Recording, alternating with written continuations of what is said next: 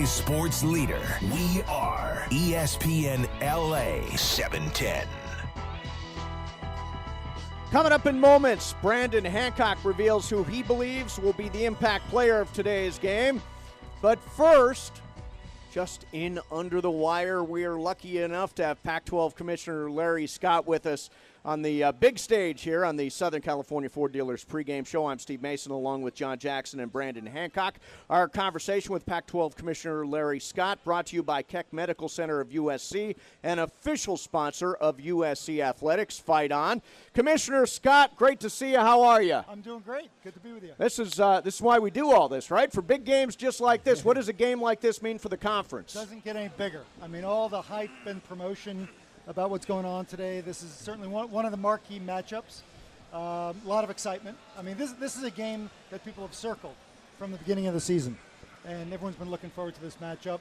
And I think it'll be obviously a great test for Oregon, see where they're at, and obviously a great opportunity for USC. You know, since we've got the commissioner here, and because the Pac-12 is about more than just football, Pac-12 Media Day for Hoops is now in the books, and Arizona preseason pick for number one. UCLA just a tick behind. Last year, a rough year for the Pac-12 in basketball. Only Colorado and Cal made the NCAA tournament. How much improved do you expect the conference to be this year? I'm looking forward to this basketball season. I think the Pac-12 is going to be one of the great turnaround stories.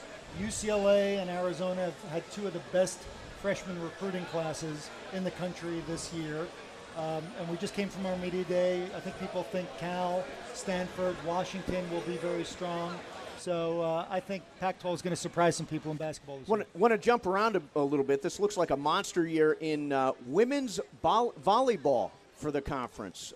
Here are the current rankings. Stanford number 1, Oregon number 2, UCLA number 5, USC number 6, Washington number 8. That is half of the top 10 in women's volleyball from the Pac-12. What is the secret to the conference's success? Well, I mean, women's volleyball is a great example. Women's softball, baseball, football and basketball get a lot of the attention. What people don't realize is that the Pac-10 is the most successful athletic conference across the board, bar none. I mean, by far. We've got over 450 NCAA championships. The next highest conference, the Big Ten, has less than 250. There are only 3 schools in the whole country that have won 100 NCAA championships themselves, USC, UCLA, and Stanford.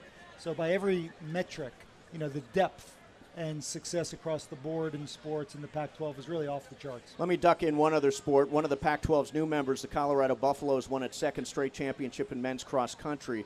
They soundly beat Stanford out in Santa Clarita. Can the Buffaloes win at the Mountain Region Championships next weekend and maybe even get a national title? Oh yeah, I mean they're strong. So the quality of Olympic sports across the conference and all of our schools is really pretty special. If the Pac-12 were a country, we would have come in 6th at the recent London Olympics. Wow, that's crazy. That's Incredible. Crazy. Hey, final thought from you. Obviously, 6-2 USC hosting undefeated Oregon here. How important is it for the Pac-12 to get a team to the BCS championship game, to get multiple teams in the BCS bowl game system? Well, it's obviously important to have elite teams. I mean, that's what the national narrative, is about and focuses on. And if you look at the last couple of seasons, we've had 2 BCS bowl teams each of the last 2 years, Oregon and Stanford. If you count USC last season, we had 3 top 10 teams. I certainly think our conference has been on par with any. People are looking at the SEC having won the last 6 national championships as being the elite football conference. I feel like we're right there. But until we win a national championship, and we have to keep putting top teams in the top bowls, until that happens, people won't see us as the strongest conference. So I know we're right there, but this is obviously very important. JJ? Yeah, Larry, I have one quick question to sort of piggyback on that. Is that, you see a situation like last week where Oregon is just rolling people. I mean, they're scoring a ton of points. Yet you'll see Notre Dame or some other team out of conference, they win a game, and it is a big game, but then they get catapulted over Oregon, which for no apparent reason. I mean, the Trojans sort of have that sort of similar thing in the past as well. What do you do as a conference to try to either A, change the perception, or B, get the respect that the conference deserves? Yeah. At this stage, I like to not overreact to the polls because there's still a lot of football left to be played. But the thing I look at is the human polls. The BCS standings made up of human polls, the Harris poll, which is a lot of journalists, and then computers. In all the human polls, Oregon's number 2 in the country.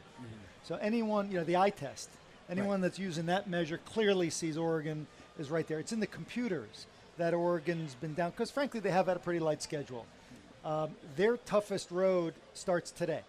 They've got USC, they play Cal, but then they've got Stanford at home, they've got Oregon State away. So I think you will see the computers like the back end of the schedule from an Oregon perspective. So I've got no doubt that if they win out, they'll be there. I trust eyes and not spreadsheets, not computers. Analytics. Yeah. What's that? I heard you this week talking about analytics. Analytics. Right? I'm in favor of analytics. No spreadsheets. These computers out of control.